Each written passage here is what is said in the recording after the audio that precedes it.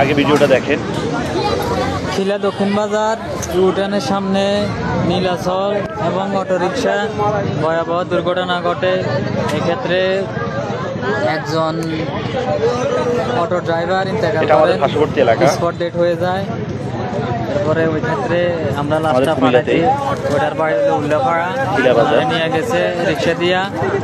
এখন প্রচুর মানুষজন এখানে জড়ো হইতেছে, 55 লোক আসতেছে। এরপরে তারা আইনগত ব্যবস্থা। আচ্ছা, এবার আসি কিছু কথা বলি। এই অটো ড্রাইভারগুলা যখন ইউটার্ন করে বা ড্রাইভিং করে তখন আপনারাও কিছু চোখ কান খোলা রাখবেন। ওভার স্পিডে গেলে তাকে সংকেত দিবেন। ইউটার্ন করার সময় আপনারাও কিছু সতর্কতা অবলম্বন করবেন। আপনার দিক থেকে এবং অপরিত বা বিপরীত দিক থেকে কোনো গাড়ি আসতেছে কিনা সেটাও একটু আপনারা নিশ্চিত হওয়ার চেষ্টা করবেন। এরপরে ড্রাইভারকে বলবেন আগে যাইতে না, বা একটু সাবধানে গাড়িটা সে যেন ইউটার্ন করে, সে ব্যাপারে আপনারাও একটু সচেতন থাকবেন, চোখ কান সবসময় খোলা রাখবেন। দেখেন, এই ড্রাইভারগুলার আজ ড্রাইভিং একটা প্রশিক্ষণ কাজ, এটা প্রশিক্ষণ ছাড়া এটা ড্রাইভিং করা কখনো সম্ভব না। কথা বুঝছেন? তো এই অটো ড্রাইভারগুলায় দেখা যাচ্ছে যে আগে একটা সময় তারা খেতে খামারে কাজ করতো, এখন খেতে খামারে কাজ চলে গেছে, কেউ আর খেতিগৃষ্টি করে না। এই কারণে তারা সবাই এখন একটা অটো গাড়ি নিছে, ব্যাস রোডের মধ্যে গাড়ি চালাচ্ছে। কোনো রুলস নেই, রেগুলেশন নেই, কোনো দক্ষতা নেই, কোনো প্রশিক্ষণ ছাড়াই একটা অটো বা একটা মোটরসাইকেল, একটা সিএনজি রোডে চলতে হলে রোডের কতগুলো নিয়ম কারণ আছে, এগুলো মেনে এরপর আপনাকে রোডে ড্রাইভ করতে হবে। তো তাদের কাছে তো সেই কোনো প্রশিক্ষণে নেই। এখন আমাদের বাংলাদেশ যেরকম, আমরা যেরকম, আমাদের মৃত্যু হবে সেভাবেই, করার কিচ্ছু নেই।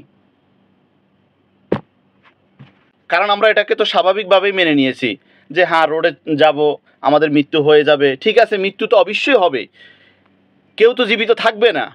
কিন্তু এমন কিছু কিছু মৃত্যু আসলে আমাদেরকে অনেক কষ্ট দেয়, অনেক ভাবায় যে আসলে কেন, এই কারণেই এই অল্প বয়সে বা এই সময় কিভাবে এই মৃত্যুটা ঘটে গেল।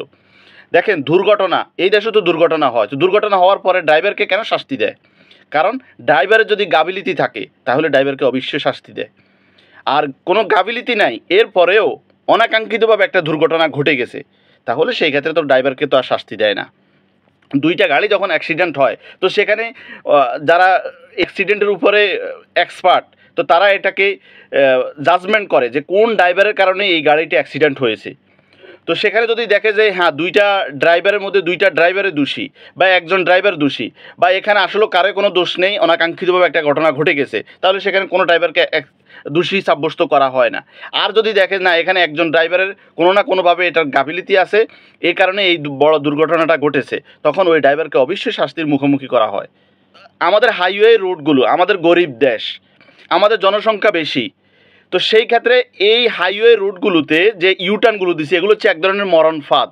এই মরণ ফাঁদগুলোর সামনে অবশ্যই আপনাকে জাম্পিং দিতে হবে, হাম্প দিতে হবে, যেন গাড়ি, যে বড় বড় গাড়িগুলো বা স্পিডে যে গাড়িগুলো আসে, তারা যেন সেই গাড়িটাকে যেন স্লো করে। এখন স্লো করার জন্য সে হাম্প বা জাম্পিং কোনো কিছুই দেওয়া হয়নি।